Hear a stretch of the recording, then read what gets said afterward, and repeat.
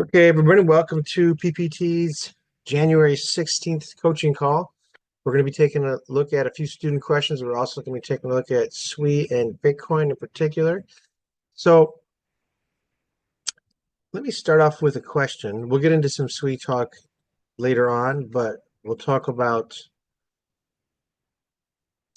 this trade here. Okay.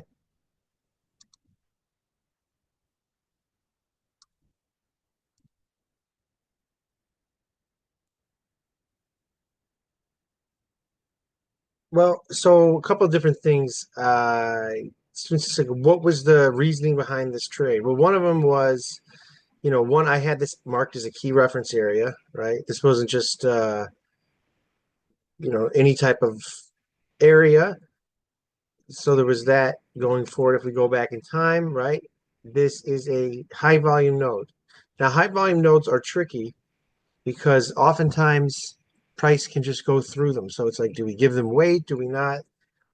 You have to note them because they do sometimes, once they're broken, act as supports. You see how this there was a rotation off the bull bear zone, then the bulls were in control, larger time frame bias goes up, pull back up, right? So that's the same kind of thing that was happening there for one. It's not like I would take it like on first test if it just came straight down when the trend reversed, right? And the bears were in control off this major resistance zone up here. But this was off this double bottom. So now I was imagining the bulls were in control. So then it becomes more relevant because of that. So the high volume node is definitely some. That's why I even had it drawn here just to remind me what it was. But really, I should just get rid of this because that's what it is. Now, some traders won't even look at this area because they don't draw high volume nodes. Let's just go back to it real quick because high volume nodes are sort of like a secret area of support and resistance because everyone can see like highs, lows, key swings, whatever. But it's hard to see this kind of like sideways kind of like line in the sand sometimes. It's like an inflect, especially in this sense because this is a running profile because this is actually still um since going back and forth ongoing, meaning that this high volume node is actually still developing. So like let's say like we move significantly above it or below it, like we broke down out of this balance for a while. We spent like months out of it, for example, or even up, and then we come back into a high volume node. Yeah, that then it can hold on first test. But as it's running and developing, then you don't want to get involved unless there's other factors in play, like top down. We'll go on the daily really quickly.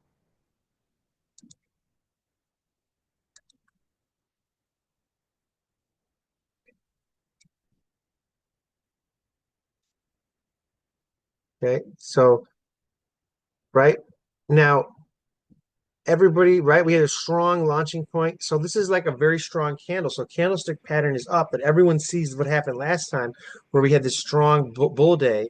And then we got significantly low probability event happened. Mid probability probably would be another trend day would be lower probability.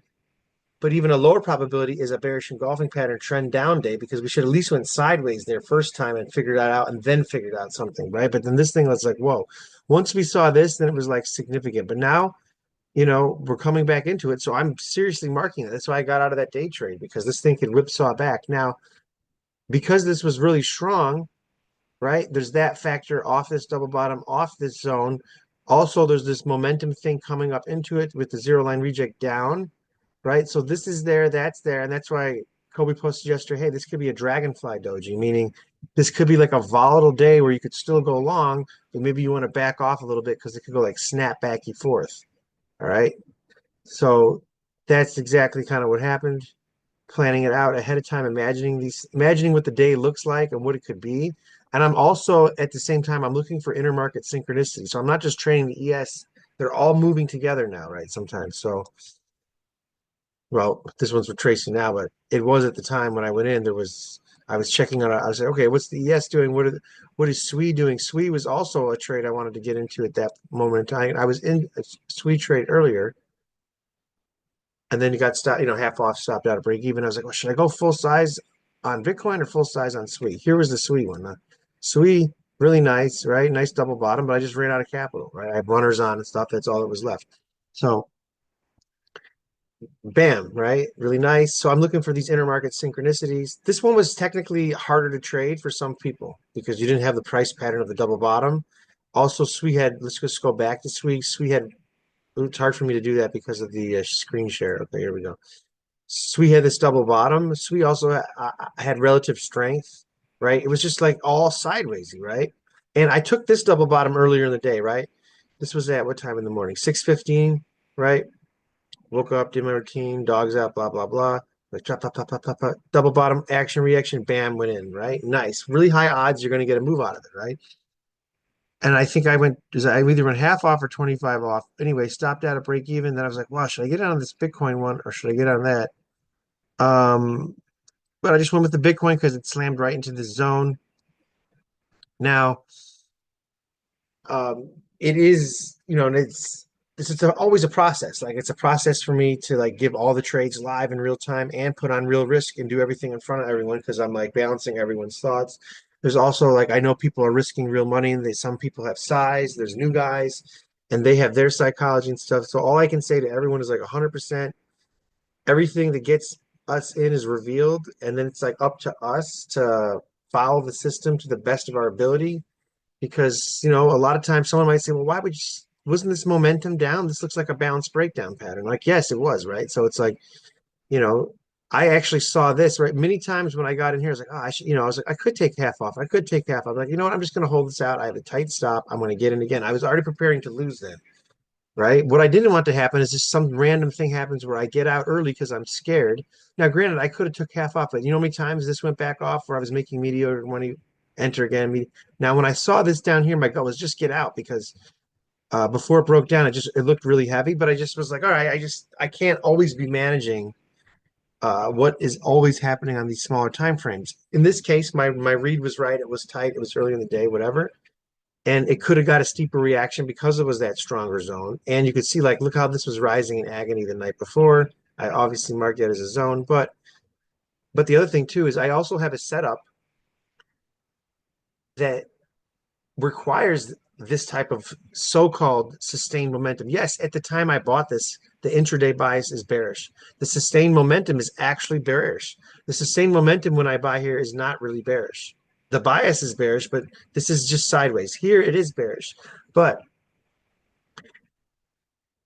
at the same time, this moved this if you look at the average true range of what the day is, and you look at how much Bitcoin's moved, and then I measured really quickly in my mind how far this went, and then I compared it to the average of what I've back tested over and over again. Okay, once it moves between 30 and 60% and 30 to 60 minutes, I can at least get a zone fade for a tradable reaction to the VWAP.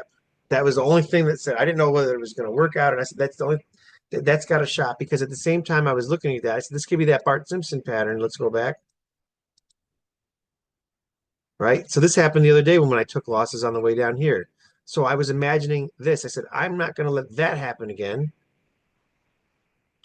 It could happen, but I said, are the odds?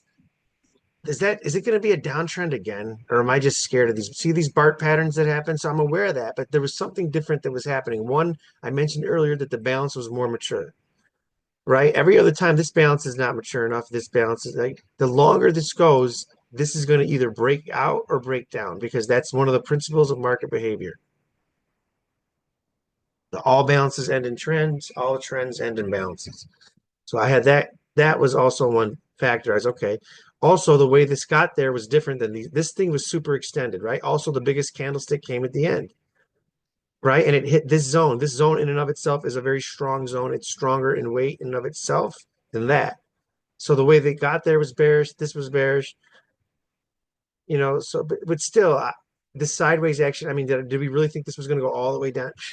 At the time, you don't feel like it's gonna, but it did. Okay, so this time because of this V sideways dip go, right? You can see also this was a strong launching point. I said if the bulls are going to defend this, they should defend this zone. If it breaks this zone, I'm just done. I'm done with it. It's done for the day. The other thing I always do is I just focus on losing. I said, okay, I'm going to focus on the only thing I can control, which is my risk. And for any of the new guys to say, hey, this time I'm setting a stop. Hey, I get it. There's guys that I know that have been doing this for 10 years that have trouble setting stops. And sometimes they get out with a Baldwin exit, and sometimes they let it go and they slip because they think of a larger time. So just be careful. I always physically have a stop in every single time. I don't do any kind of, you know, the mistakes I made sometimes is I keep raising my stop sometimes. That's not something I recommend. You know what I mean? That's when I'm like, oh shit, now I took a 3% loss. That was dumb. So don't do that. Set your stop because you can always get back in. Have this concept in your mind that you can take a 2 hour stop. I'm going to take a 0.5% here, 1% here, and then have your max that you can lose on the day rather than you not wanting to take a loss because you think loss equals you loser because of subconscious child issues. And then you just get wider, wider, wider stop when really small losses equal trading success because you can get in again. Now, I took a loss here, even though I could have got out here for a profit. It didn't affect me at all because I got in immediately. At the same time, you know what I mean? There's the guy that asked the question, he's getting out, this and that. I have to deal with all this. I'm like, I just have to 100% follow the system. Whether I lose or win on this trade has nothing to do with me as if I'm a good person or not, how I should feel, and so on. So all that is running parallel because every single time I take a loss, I do feel like shit. That's 100% true. The difference between the way I feel like shit and how come you feel like shit is that when I'm not you in particular. I'm just saying when you feel like shit, you might do something really dumb. Like, something I used to do, like, okay, now I'm going to bet more money, or I'm going to take 6 losses in a row, or now I'm going to become a huddler and bet a huge amount of money because of all that stuff. So remember this strategy when we do on the small time frames is the complete opposite of a DCA strategy. DCA guys that are in the channel for other things, they can't do this. They hate this. They literally just want to hold. I run back and forth parallel to help them, and I also have a portfolio, so I have to battle all these things as well. It doesn't make any sense. For example, I got out of a sweep portfolio, but it's still a trade. Why can't I got back in again? It's not a big deal. Other people that I got DMs in private say, "Oh my God, I can't get out. What are you doing?" So why can't you just get back in? This is why trading skills are good for also a portfolio guys so you can get back in again if it makes sense. I got out because these things flash crash and I got terrified. Okay, I had a signal to get out and I just waited. I was like sleeping and then it just smashed down. I was like, oh my God, I've got to get out of this. I'm already up a lot. Who cares? We DCA'd up a dollar to around $1 to 80 cents. I'm just not going to ride this back down to $1 again. I've done that last bull run. That's stupid. So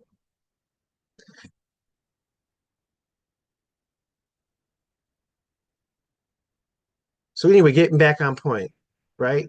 So basically, yeah, the way that it got there, V sideways dip go of a more mature balance, and also the relative volume on the day when this Bart Simpson pattern was crazy high, this relative volume was very weak. Meaning, if I was short, I'm imagining I'm short. I'm like, man, is this going to be a downtrend day? Should I cover my short?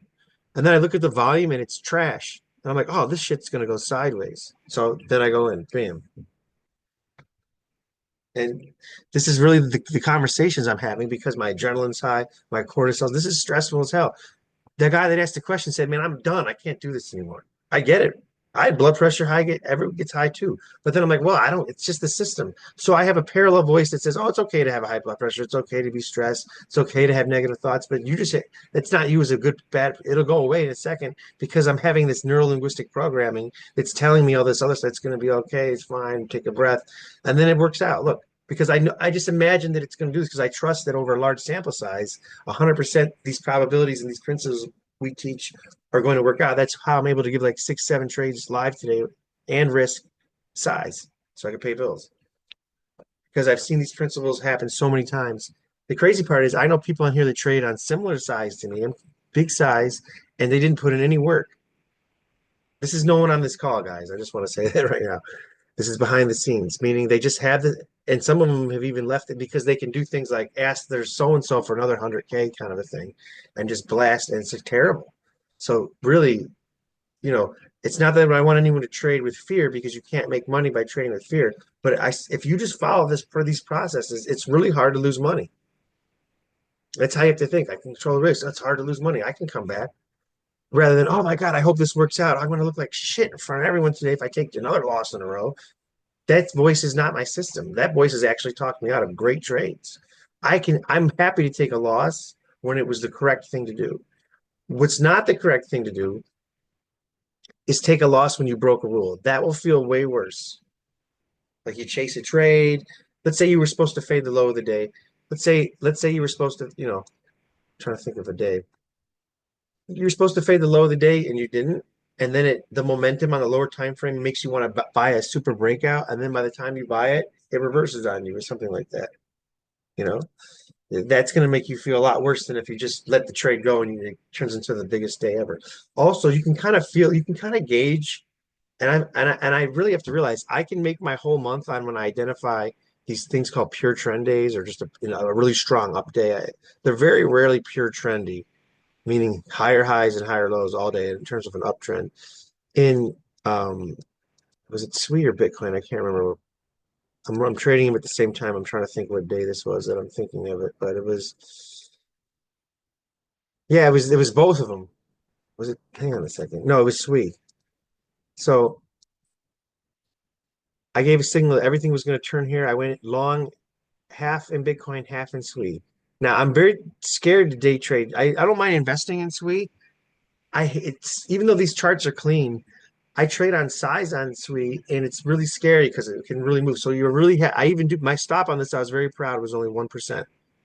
So that's the only thing I focused on. I was like, wow, I can't believe I'm day trading on this size on SWE. These things move fast. Then I remind myself, hang on a second, this is a big market cap now. It's not what it used to be back when we were DCing because it changed. It's just crazy how fast in 6 months this nature of this market can change because this was a small micro, not a micro cap, but it was, it's 6 billion now. It was started off much smaller.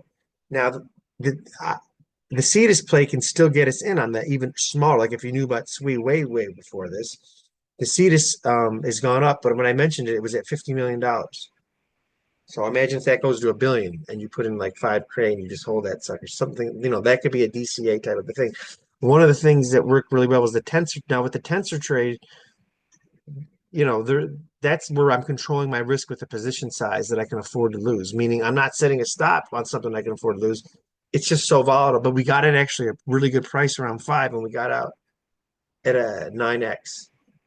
It was around 6, so that was a 9 times 6, 54 that day that I recommended on August 9th or something like that. And that's something that you can also run in parallel with this system, which is like, hey, that's some, you control your risk for position size. It's a micro cap. You got a 900%. I mean, I can see what I used to do last time is do that, but I would say, why don't I put like this huge amount on it, right? And then I'd say then I could retire, and then it would just not work out. So, don't do that, because I got a gambler myself in me, man. I like to gamble. It's fun. It's just not this. This is not gambling. It's way opposite. It's so much more work than gambling. And the real professional gamblers aren't gambling. They actually understand what we're teaching here. Expectancy, law of large numbers, memorizing patterns, knowing when it was the right move, even when you were wrong, that you should do it on the next hand, pocket queens, go all in, whatever. Thing is that we got hands every day. There's games every day. I can bet on the loss side. It's crazy. This is way harder than poker, way harder than chess because I can go short too. So going back to the sweet thing, this was the pullback continuation that I gave as a signal in the channel. But because I just wanted my emotional capital was done and I made money on this trade and I was 70, I forget, I think I was like 75% off. I was like, I'm done. But my system said, no, this is a pullback continuation setup. There was other reasons why to get in. Bitcoin was really nice. Pullback even looked way nicer than that at the time. So there was this intermarket pullback thing going on. And it was coming off a bull bear, whatever. And then that was, don't discount this. These are huge moves. And with the pullback on a trend day, right? There's also that stat that I said, this is so up, like everything was so up that the odds are 90% of the time they close at least at the high of the day. So this is not a trade that you like, well, this is where I'm holding a runner, right? My risk is gone. I have a runner in now. When I wanted to reload in here, these aren't trades. These are trades for 2 hour pops and then you get in and you get out. That in this zone, I would have gone all out, but this would have been huge because I would have been reloaded on, and this was 75 off, and then I went, so then I kind of saw that, and then I woke up in the middle and I was like, oh my, and then the greed kicked in. And I was like, man, it's kind of near there. I'm like, I gotta go to bed. I was having this conversation. I'm like, screw it, I'll go in. And all of a sudden I go in with major size and I take a 2% loss. I was like, what the hell am I doing? And then I like was kind of sleeping. I'm like, I could get out. I should get out. And I didn't. I have a very good voice that knows when to get out, but then there's a part of me that then it like goes back and it's like, see, this is like a small amount of a tiny loss. Why do you want to take a full 2%? Or you know what I mean? So that's that type of thing that I have to deal with, right? So then I was like, okay, whatever, that was a mistake. My context is still right because this edge is still in place. This trade was near this launching point here, and then we had the action reaction, and then it got us in again, and then it makes it all up again. But you have to have this abundant mindset to overcome a mistake. That other guy beats it. It's okay to beat yourself up in the channel like that. He beat himself up like I didn't beat myself up. I just said in the channel stopped out. And the other thing too is I don't like to trade at night. You know what I mean? The night session kind of sucks, actually. I usually don't. So that was just me FOMOing because but I gave the signal in the channel, which I thought was going to like dissipate the energy kind of a thing. Now the crazy part is I still have this runner in from this signal, and it got pretty close, but I'm kind of having abundance mindset. And now it's back up here. So if I went all out here out of fear on that runner, then I'm in violation of the quad exit on this trade. But on this pullback for a 1 hour on the trend idea, that's okay because you can go in all out because your trade location sucks so bad, you're more likely to get stopped out, and you would have. So now I'm not going to go long again here, but I like this pullback. Now you got broken support acting as resistance here.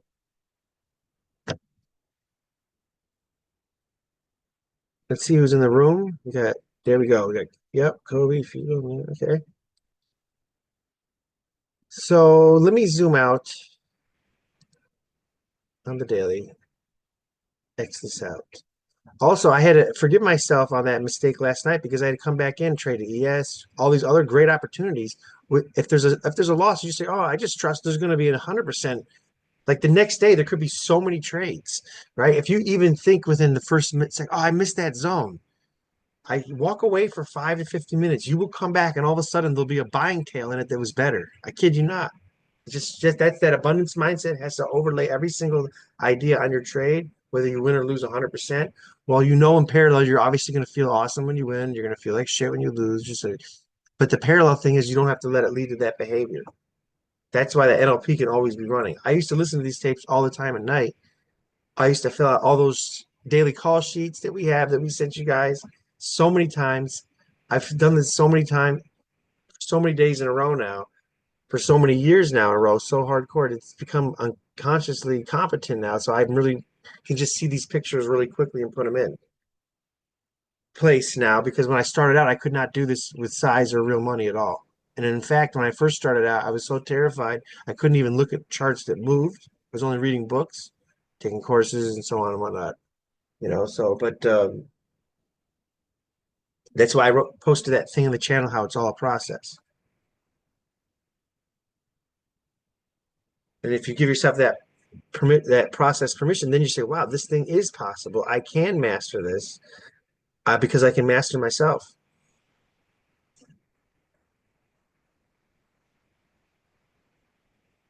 So with that, does anyone have any um, questions about anything I said? Does anyone have any questions about why Kobe thought this might have been a dragonfly doji? I kind of said why I thought, but now that he's here, or he was here the whole time, um, he can give us his feedback. Yeah, maybe it's not a bad idea to add a few things to your Bitcoin trade. If you just leave that chart as is. I took the same trade for completely different reasons. And that's why I think it's maybe good to just show how these uh, odds stack up from various views. So, first of all, we're trading sideways. If you're looking at that chart, this is a sideways chart. The entire chart that you're looking here at is a daily Bitcoin chart, and we're trading sideways. Then you see that overhead block that's marked in these two zone blocks by Matthew. So we know that there is not that much room to the upside, but we just do if you imagine yourself a box around this whole sideways trading block, as you have seen me posting in the red channel with this yellow box that we just moved in 3 days from the very lows of the box that we overshot. We had this extreme overshot through 92,000 and built that hammer formation there in 3 days. So we're moving through that box in 3 days, but we're not completely done yet. So we have a bullish consensus, and my daily calls are all sideways and sideways to up. So I posted sideways because I wanted to keep that option open if we get like these nice wide range double tops or something for possible early short entries. But I made a clear note that I added on, which was that the bulls are in control and that I'm favoring the long side. So we're going sideways to up. We're basically looking for 60-minute double bottoms from the most simplistic side perspective. And Matthew, in a different chart, also showed that we have support in the 97 area range of transactional volume. So we have high volume nodes that we exactly touched today in this retracement of that yesterday bull day. And here comes things that were mentioned that the different systems, different views of probabilities. Sideways moving averages are useless. So this 20 and 40, the yellow and the turquoise here, have no meaning in regards to their support value because moving averages are for direction. They're not for sideways. So they wobble sideways. But, and this is a huge but, if you're going back 2, 4, 6, 8, 10 days, 10, 12 days of sessions, then you will see that we had these two tiny little dojis directly at the 40 moving average. That's beauty principle, meaning this is significant because look around, there is none of these kind of bars anywhere else. It's just these two tiny bars and they're exactly at the 40. So you can use that 40 A from 97 if you would have a transactional volume in here, which Matthew showed before. A, that there is transactional volume support, and B, that there's a beauty principle. Oh, thank you so much, Matthew. That's really awesome. So you guys see here is POC at that red line, but you also see, if you look a little closer, it's a zone. It's never just like this one price level. So we literally touched that high volume node. And here comes two more important things. So I mentioned that beauty principle that will help you to really pinpoint that zone. It's a little higher than that POC. And here comes something that's very significant that people often overlook. This thing is 10 o'clock, meaning do not look at Bitcoin isolated. Bitcoin, as much as it's 24/7, is traded alongside with all the big ladies, traders all around the world, in all the hedge funds, in all the banks, in all everything. This thing is running parallel. And 10 o'clock is the most dominant reversal time, meaning our market opens at 9:30. We get an initial move. The market's traded sideways throughout the night, or more clearly to be seen on a 60-minute chart. And then we had two 15-minute bars that went from the open straight down. And that's action reaction. So it is exactly rightly interpreted by Matthew, who says we don't have a breakdown that's bear dominated. We have a sell of the open for 30 minutes, like all the other markets, and do it as well. And then the whole market reversed. ES reversed, not as drastic as Bitcoin did, but 90% of the time, that's the move you've got. If you don't have a reaction at 9:30, you literally have a very high chance of a directional day. And why would we have a directional day? Makes no sense. The daily call is sideways. So I felt exactly like Matthew this did from a feeling perspective. Not at all feel like a long entry. It felt heavy. We just had at 9:30 broken this sideways range to the downside. But this is exactly when we have to step in. As he smartly said, you have a very high probability that you get your initial reaction. And this is all you need. You don't need to predict where this will be in 2 or 3 or 5 or 7 hours from now. All you need to do is getting financed. And look how nicely there is nothing above. If this thing bounces, it's not like hitting right away resistance again. So we're trading down till I think it was 97,300 or 97,400, something like this. And then all the way to 98,500 is no resistance. There is no problem for this to bounce so you get financed. And that's all you need to do as a trader. All you need to do is getting financed. If you have something that you control risk, then here, as I said, from my system's perspective, I have beauty principle, I have a supply zone due to the volume node, um, and this is a pretty steep retracement within yesterday's long bull candle. I mean, just look at yesterday's. Did you get a dark cloud cover today? I don't think so. Why? All the markets are, as mentioned, the daily call, and this is very important to follow your daily calls. It's like all I had is my bull tools along. I didn't bring any short tools today. That already makes me feel so much more comfortable to step into this trade because I don't have the debate about whether this is shorts being dominant because I already made that call prior to the market. I don't have to read the market. I brought my toolbox box for I'll go long or I sideline. That is it. And by the way, this was the only trade I took today. Didn't post it, but this was the only. Sorry, my guys. This was the only trade I was focused on. And if you already have your mind set up where you say, well, I'm looking for an action reaction principle, I'm looking for longs only.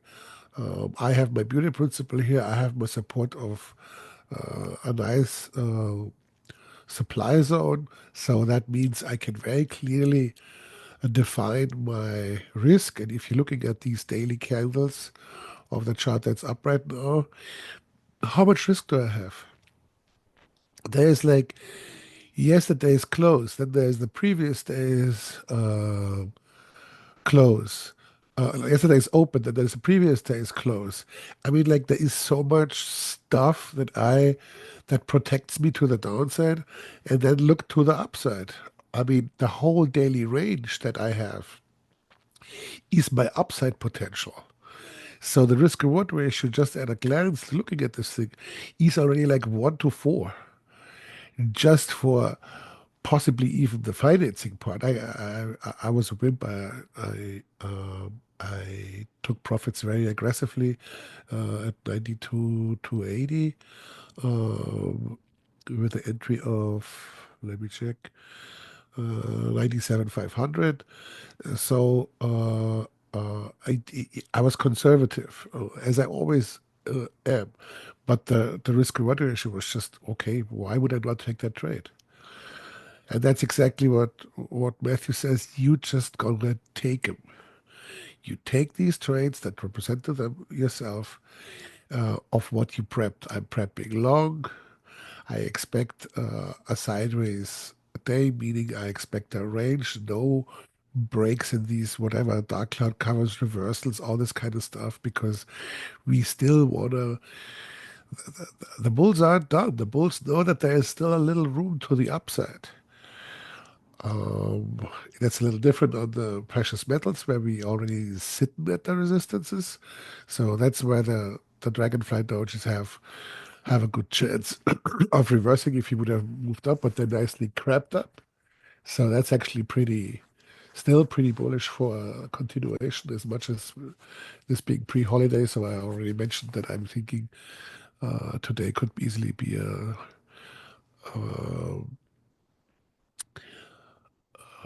a Friday where we maybe see a little bit of a movement to the downside.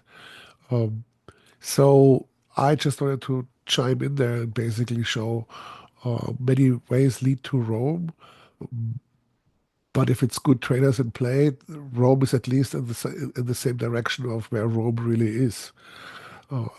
So we took the same trades, even so for different ways of how we take down trades. And if you have any more questions, please feel free to ask them now.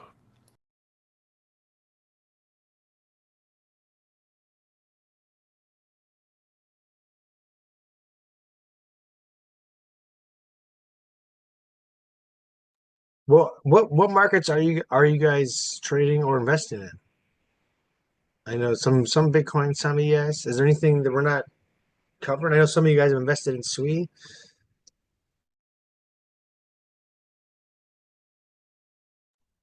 Okay, Kevin says XRP. That's Ripple, right? Yeah, that's the one coin. I wish I got into that. I think that thing is going to do something crazy. Yeah, I'll start Yeah, looking at that. I might e- actually start trading that one at least. Yeah, part of the like half a year ago when I was like reallocating, I was like, man, should I go heavy into that one or this one? And I went to something else and I was close. Yeah, Monero I heard is doing amazing. That's another one I kind of wish I got into. So yeah, I'll take a look. I'll write those down. Ripple and Monero. Um, I think XRP is being used in the banking, is planning to be used in the banking industry. It went from like 46 to it's like three something today. okay, so I'm gonna add it. I actually this is Proton, and then this is I guess I must have. I was like, okay, well I don't own this one, and so I'm gonna get rid of it. But actually, you know what? Let me add that back. How do I do that? Let's see.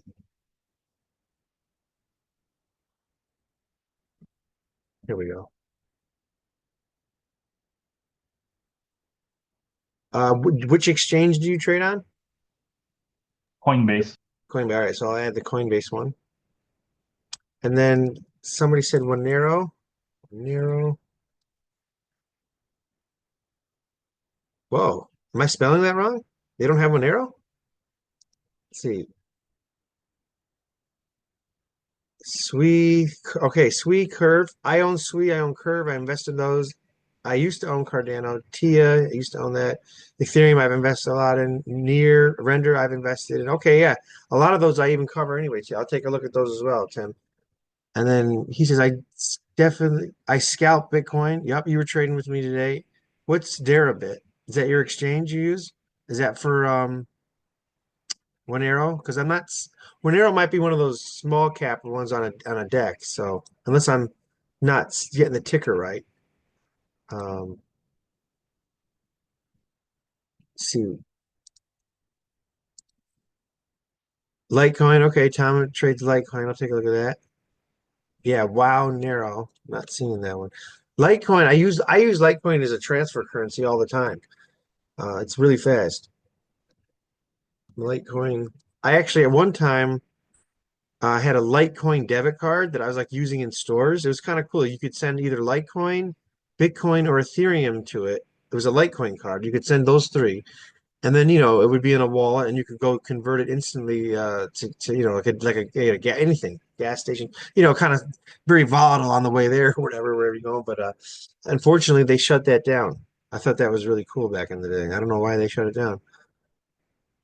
I would still use it if it was around. I still have it because it was really cool. Oh wow. I didn't know it was doing this. Yeah, there's just so many coins to cover. Okay, yeah, because it's kind of like broke above this balance and now it's building on top of that. That looks good. All right, so I'm gonna take a one arrow is the little brother of is that Momero or did you mean Monero like the XMR?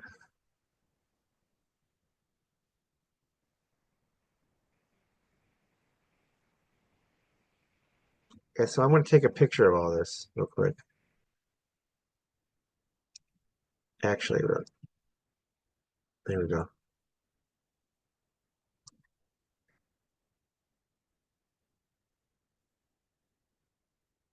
Got a nice breakout yesterday. Yeah, it did. Litecoin's looking really strong.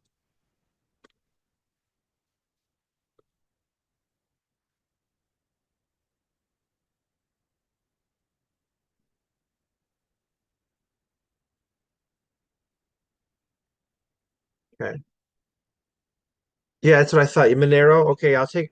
Yeah, so Monero is like the little brother of Monero. Okay, so is it like a smaller cap one? Is that the deal with it? Because there's another channel that I'm in and someone keeps posting that Monero. I was like, man, that thing went really vertical.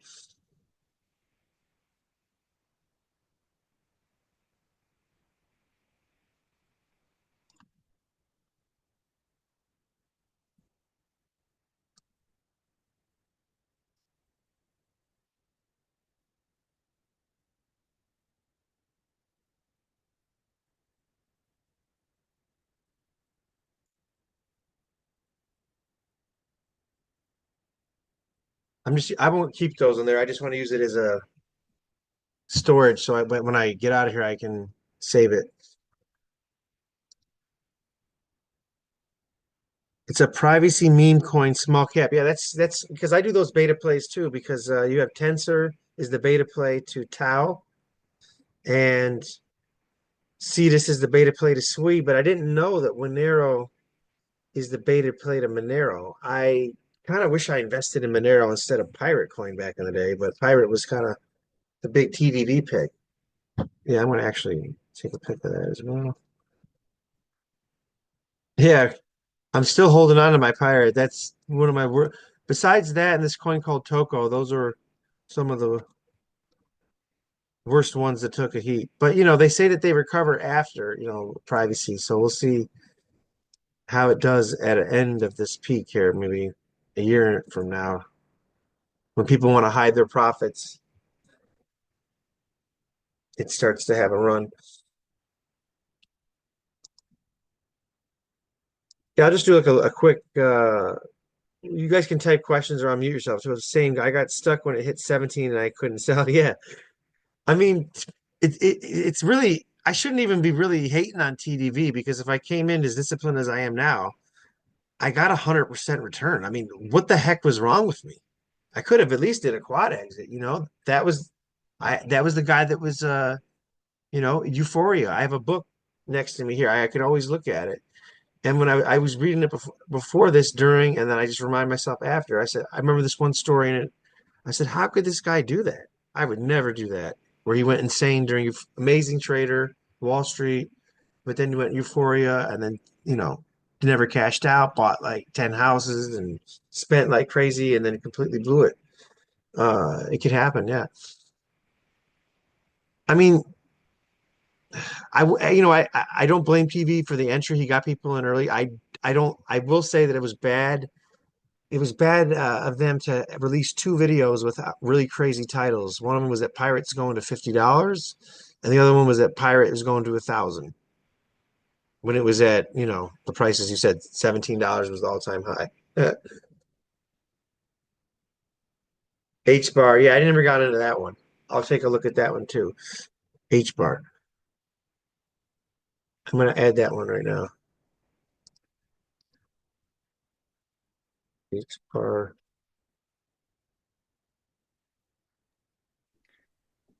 Velo.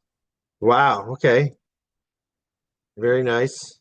Well, this is just if I don't know if these other coins you guys are mentioning, which are doing really well, maybe a little bit of sign, possibly Bitcoin might be slowing down. We might get maybe a little alt season here. Let's see. Let's take a look at the Bitcoin dominance chart. Yeah, you see, I had this I didn't want us to get this big reaction actually here because I feel like the alt season would be like iffy and like kind of I wouldn't really trust it.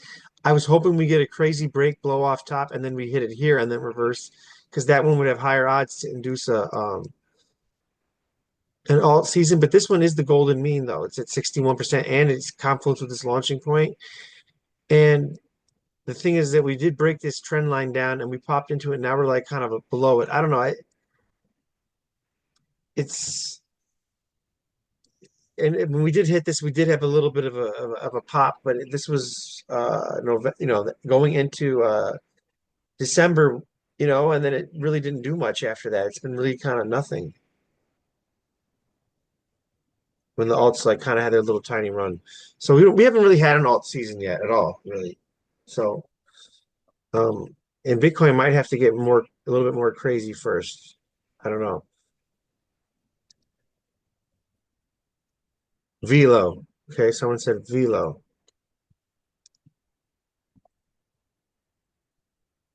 KuCoin.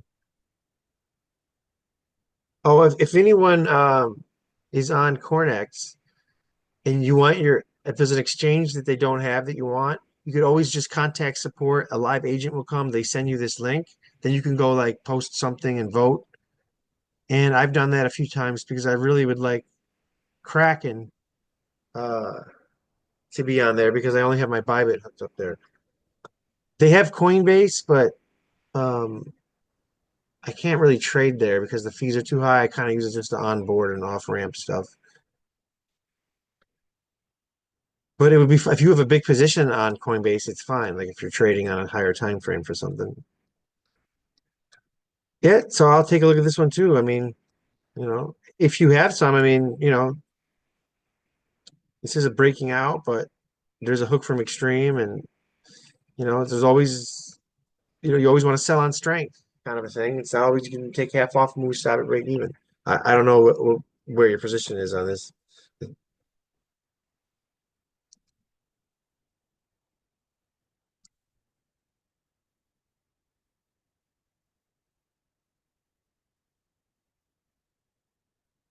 I'm working on stop management. I'm doing a 30-day challenge. All trades have a stop. 100%. I've blown so many accounts because I became a hodler before. You know what I mean? It's like I'm done. You can't do that. This is even after I came from a futures background because when I jumped into the Bitcoin stuff, I never thought things would move like this. And then, I got into some of the, altcoins at the time. Like when I first got into Polkadot and I was in a room and this thing went from like $1 to 12. I was like, this thing, yeah, I'm like, the S&P doesn't move like this. At first, I didn't want anything to do with Bitcoin, trading it. It's because it can suck you into some crazy stuff. But if you get disciplined with it, you can do it. You can apply this strategy on every single time frame and coin, except the really, really small micro caps, like micro memes and some small caps, which you would just at that point, bet something you can afford to lose. That's all. And hey, bet something you can afford to lose on that tensor trade. That was a 9x. That's not bad.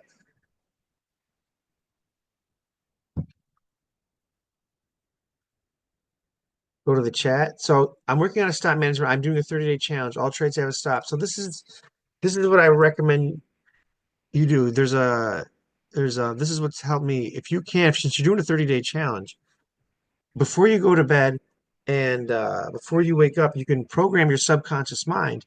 Because if you program your subconscious mind, you're going to bypass your will. That's what you want. You don't want to have to like will it because there might be something comes up.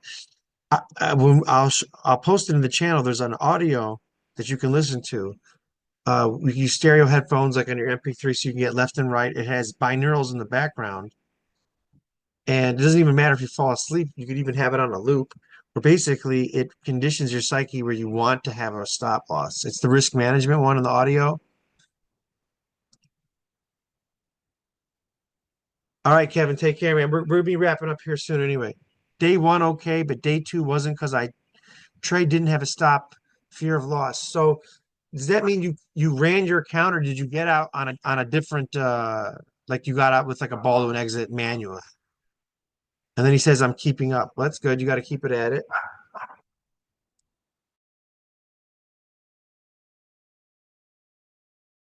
So one of the things, I recommend, and I'm going to actually do this right now. One sec, I'm going to put this right in PPT because I'll listen to this tonight myself as well because I'm 100% use a stop loss every time now. I have that conditioned. Um, but even if you have a small like issue, like, well, you know what? I can just widen it a little bit. I can widen it a little bit. No, you can get rid of that habit too. I'm gonna you publish this audio right now.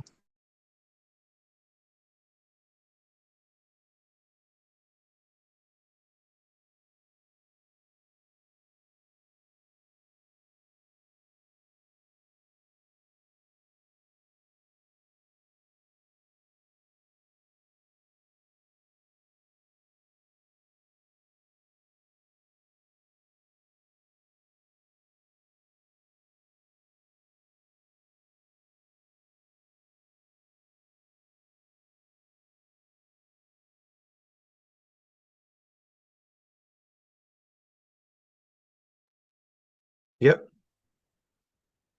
So that that's going to greatly help.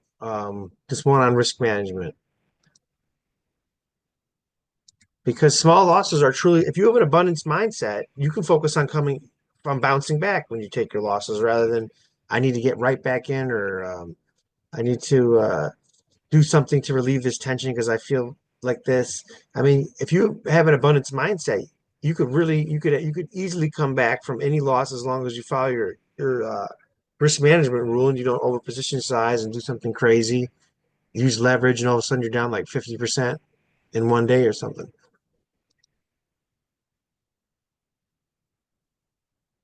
Well, she says, Thomas says, I need to go. Thanks. Have a night. All right, Thomas. Good seeing you. I didn't put a stop when I should have. The trade was a winner, but I should have been. So what you're saying is that you didn't put a stop. It should have been stopped out, but it actually turned into a winner. He says, I didn't put a stop when I should. The trade was a winner, but I should have been stopped out. Yep, that's happened to me like a couple times. I was like, you know what? If I didn't just put a stop, this shit just is just going to keep going up. Everyone else thinks it's going to keep going up. This was last blow. I'm like, you know what? I'm just going to do a Baldwin and go to bed. It'll, all of a sudden, I'm like, man, what the heck? A couple days go by, works out. Yeah, until it doesn't. Then you just blew another account. You know what I mean? So then he says, while it should have been a loser, the day was 10% on profits on scalping. I was a winner for the day overall. Well, I'll say one, I mean, congratulations, you were a winner, but in the long run, that will it might have been it probably was better for your account to take a loss of 10% that day because maybe that would have taught because eventually that's going to get you. It's gotten me 3 times on big accounts. So I just start over again.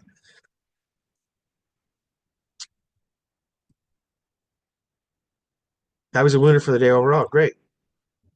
Yep. Well, that's what this channel is about. It's like, you could post your bad habits in the channel, things you want to overcome, your goals. Because, like, this is all about honing your craft and your game and working on your mindset and thinking in an abundance mindset because there's going to be so many opportunities.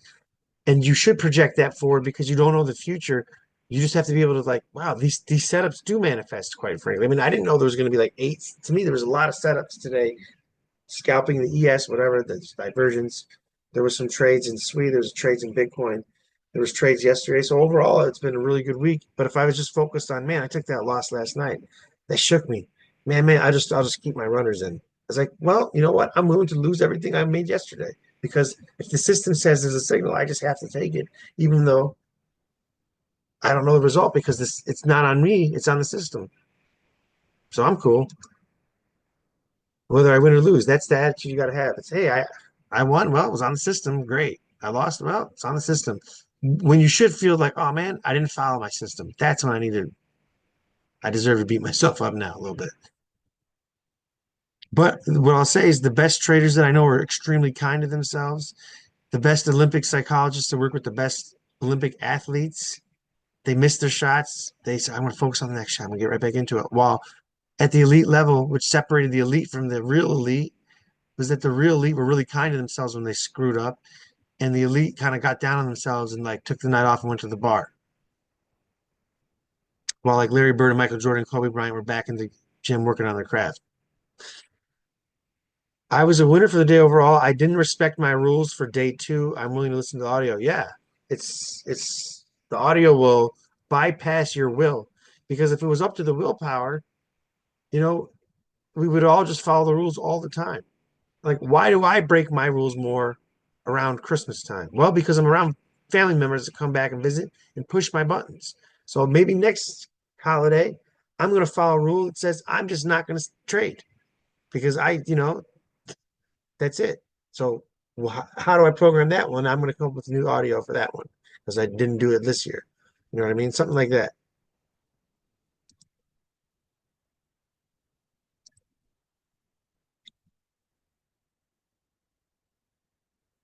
All right, guys. Well, I think this has been a productive week. I think we came out of the gate swinging.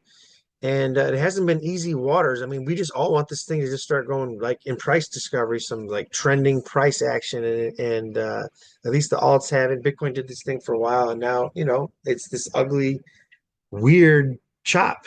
you know. And Careful says, I would have preferred a 3% profit with rules respected. Yeah, because you want to know why?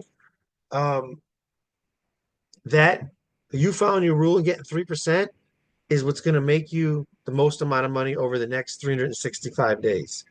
That's 100% true. You breaking your rule, kind of getting lucky. If you can cut it loose now, just hey, the trading gods gave you a break. But if you apply that strategy over and over again, it's going to catch up to you. That's guaranteed. So that's good. And then he says, because Bitcoin is unforgivable when there's a black swan. Yes, indeed. Yep. All right, guys. Thank you for coming out. Hey, Kobe, thank you for the insights. Dragonfly Doji calling Thank everything. you for having me. Much appreciated, everybody. And you know where to find us. You'll find us in the room. Adios, guys.